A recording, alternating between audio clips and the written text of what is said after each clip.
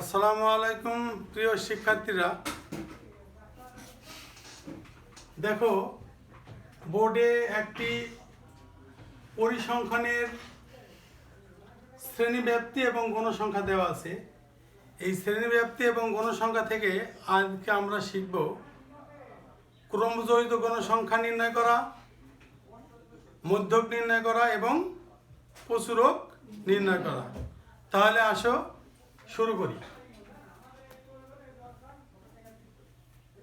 প্রথমে আমরা শিখব ক্রমযোজিত গণসংখ্যা নির্ণয় করা। তাহলে শ্রেণীটা কি দেওয়া আছে? 31 থেকে 40 গণসংখ্যা দেওয়া আছে 8। 41 থেকে 50 শ্রেণী গণসংখ্যা আছে 12। 51 থেকে 60 গণসংখ্যা দেওয়া আছে 17। 61 থেকে 70 গণসংখ্যা রয়েছে 23। 71 থেকে 80 গণসংখ্যা আছে 10। 81 থেকে 90 গণসংখ্যা আছে 7। 91 থেকে 100 গণসংখ্যা আছে 3।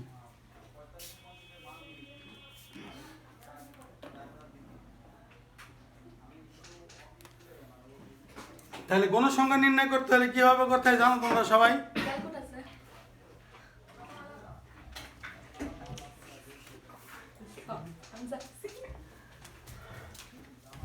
প্রথমে গণসংখ্যা কত দেওয়া আছে? 8। তাহলে 8 বসবে। গণসংখ্যা নির্ণয় করার নিয়ম হচ্ছে প্রথমে যে গণসংখ্যা দেওয়া আছে তার পরের গণসংখ্যা যোগ করে করে পাঠাতে হয়। তাহলে 8 আর আছে 12, কত হবে? 20। 20 আর 17 37। 37 আর 10 60। 10 70। 77 আর 3 যোগ করলে 80। তাহলে নিশ্চয় তোমরা বুঝতে পেরেছো কিভাবে কোনো ক্রমজড়িত গণসংখ্যা নির্ণয় করতে হয়। প্রথমে যে গণসংখ্যা দেওয়া আছে সেটা প্রথমে বসে যাবে, তারপরে পরবর্তী গণসংখ্যা যেটা দেওয়া আছে সেটা যোগ করে করে এটা বের করতে হবে। যেমন 8 এখানে দেওয়া আছে 12। 8 আর 12 20। 20 আর 17 37। 37 আর 23 60। 60 আর 10 70। 70 আর 7 77। 77 আর 3 80। তাহলে ক্রমজড়িত গণসংখ্যাটি নির্ণয় করা তোমরা সবাই শিখে ফেলেছো না? পরবর্তীতে হচ্ছে আমরা শিখব মধ্যক নির্ণয় করা। এই একটি ছক থেকে আমরা মধ্যক নির্ণয় করা শিখে যেতে পারি।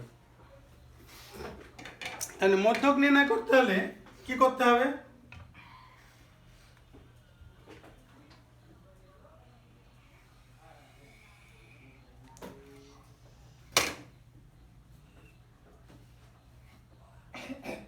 এখানে যোগ করে মোট কত পেয়েছি? 80। তাহলে n হচ্ছে 80। তাহলে অতএব n/2 সমান 80/2। তাহলে কত আসলো? 40। এই 40 কোন ঘর অবস্থিত দেখো তো। এখানে কত আছে? 8। তারপরে কত আছে? 20। তারপরে কত আছে? 37। তারপরে কত আছে? 60। তাহলে এই ঘরে হচ্ছে এই 40 যে n এর মান বেরিয়েছে সেটা এই শ্রেণীতে, অর্থাৎ ক্রমজড়িত গণসংখ্যা 60 আর শ্রেণী হচ্ছে 61 থেকে 70, এই শ্রেণীতে আমার মধ্যক অবস্থিত।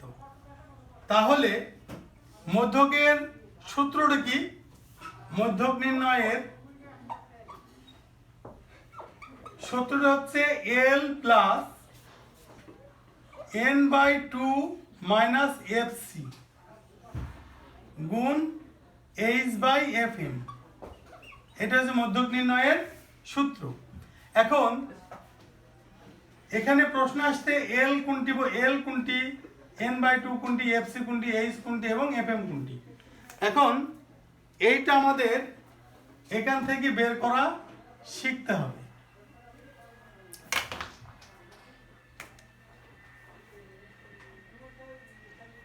L হচ্ছে যে শ্রেণীতে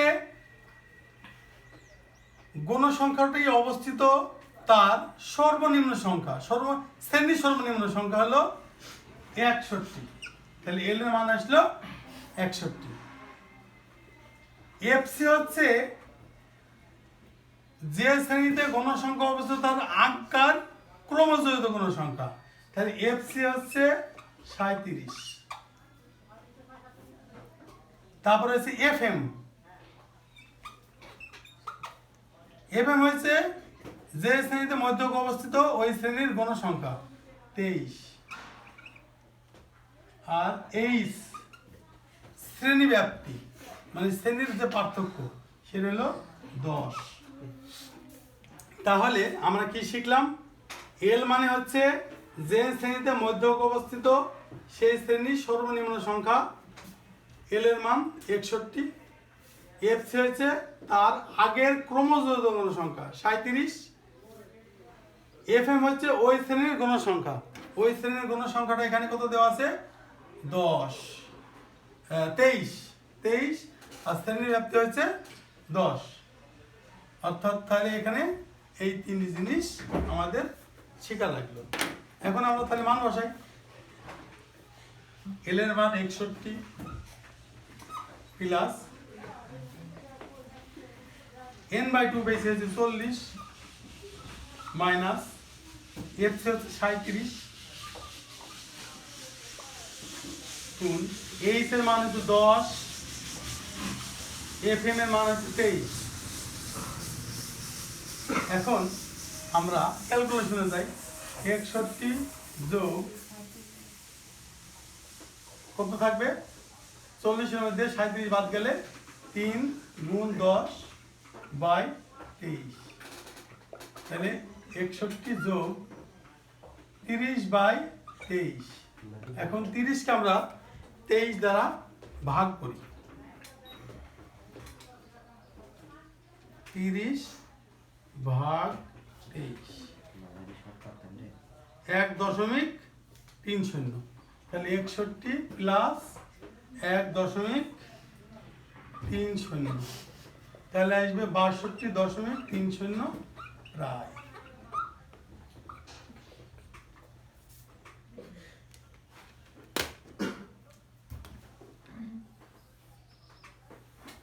তাহলে আমরা কিভাবে অঙ্কটা করলাম আরেকবার বোঝাই। প্রথমে যে আমাদের ক্রমজড়িত গণসংখ্যাটা ছিল সেখান থেকেই আমাদের এন এর মান জানি 80, n/2 এর মান বের নিতে হলো 40। তারপরে এখানে এই 40 কোথায় অবস্থিত সেটা আগে নির্বাচন করতে হলো। 40টা অবস্থিত হচ্ছে 60 এর ঘরে, তাহলে ওই শ্রেণীর সর্বনিম্ন সংখ্যা হচ্ছে এল মানে হচ্ছে 61। তারপরে এফসি হচ্ছে আগের ক্রমজড়িত গণসংখ্যা 37, এফএম হচ্ছে ওই শ্রেণীর গণসংখ্যা 23, আর শ্রেণীর মধ্যে যে ডিফারেন্স সেটা হচ্ছে 10। এই সূত্রটি হচ্ছে এল প্লাস n/2 মাইনাস এফসি গুণ h/fm। এই যে মানগুলো আছে সেই মানগুলো এখানে পাঠিয়ে দিলাম।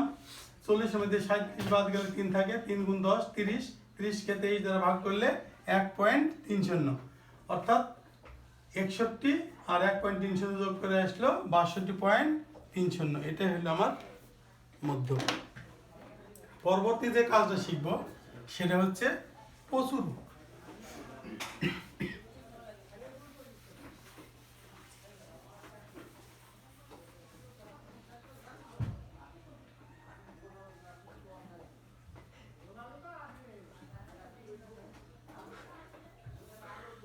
এখান থেকে আমরা প্রচুরক নির্ণয় করাটা শিখবো শ্রেণী থেকে। তাহলে প্রচুরক শ্রেণী কোনটি? সবচেয়ে গণসংখ্যা যেখানে বেশি সেটা হচ্ছে প্রচুরক শ্রেণী। তাহলে প্রচুরক শ্রেণী 23। এখানেও সূত্রটি কি প্রচুরকের?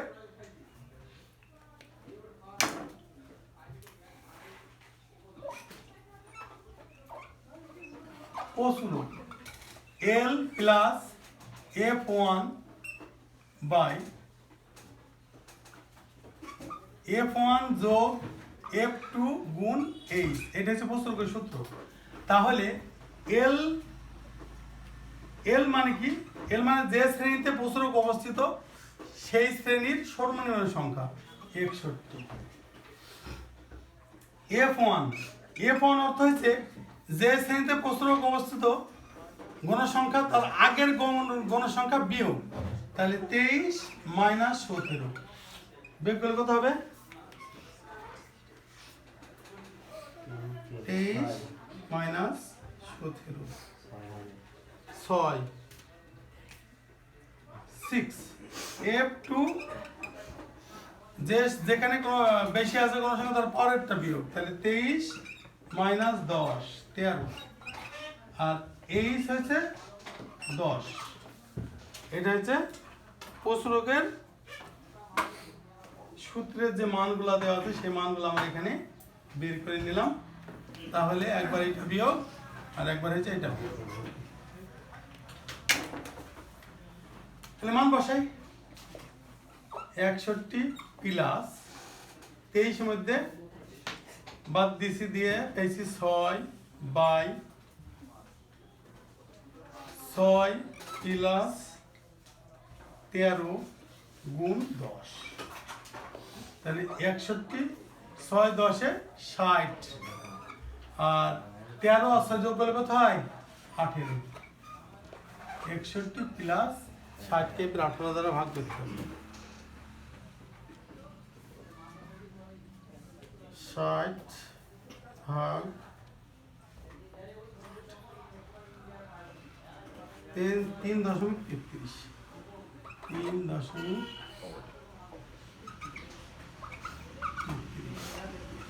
64.6।